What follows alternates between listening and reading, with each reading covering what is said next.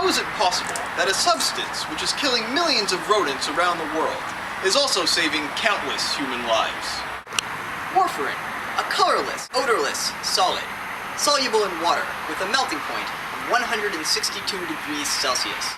Warfarin is an anticoagulant medication. An anticoagulant is a substance which prevents blood in the body from clotting. They're used primarily in the treatment of blood clots. They are also of great benefit to those who are at an increased risk of developing dangerous clots, including heart attack victims, those with atrial fibrillation and artificial heart valves.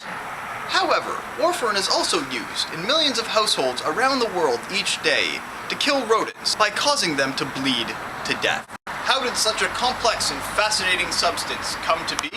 In 1920, there was a disease among cattle. They were bleeding to death after eating their silage.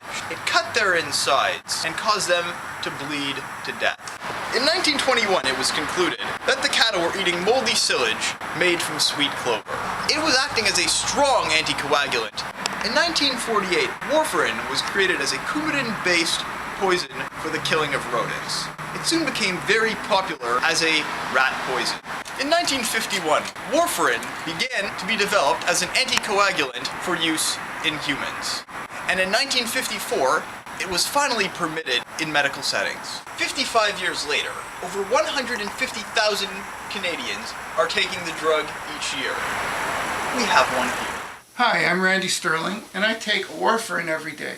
Occasionally, and unfortunately, I have atrial fibrillation, which is an abnormal beating of the heart. And that puts me at risk, an increased risk for developing blood clots and therefore possible stroke. However, warfarin partly blocks the reuse of vitamin K in my liver. Vitamin K being a substance needed in the production of blood clots. It's great. Not only does warfarin ease my worry about getting a stroke, but it's fairly easy to take. Warfarin's available orally in this little tablet form, and due to its long half-life, I only have to take it once a day. It's very convenient not having to take a pill every 6 hours or so.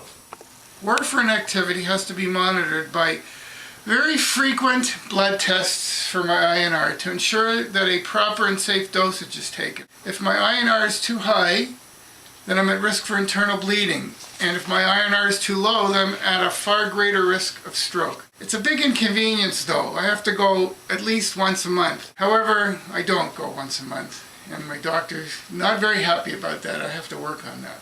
One's INR changes mostly because it reacts with common medications and foods. That's why I try to have a constant diet and eat the same foods every day. For example, every morning I start myself off with my famous smoothie. A major disadvantage for me is that I can't play contact sports anymore. Being on warfarin, even a minor contact injury can result in an internal bleed that gets out of control. So I've had to retire from basketball, but I've adjusted by substituting a 90-minute workout every day at the gym to keep in shape. It's not very pleasant to have to take any medication. Warfarin puts many constraints on my life. However, I know it's worthwhile because it's not as bad as suffering a stroke. There we have it.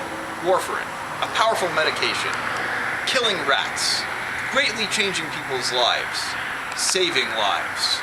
This is Adam Lewis, and there you have it.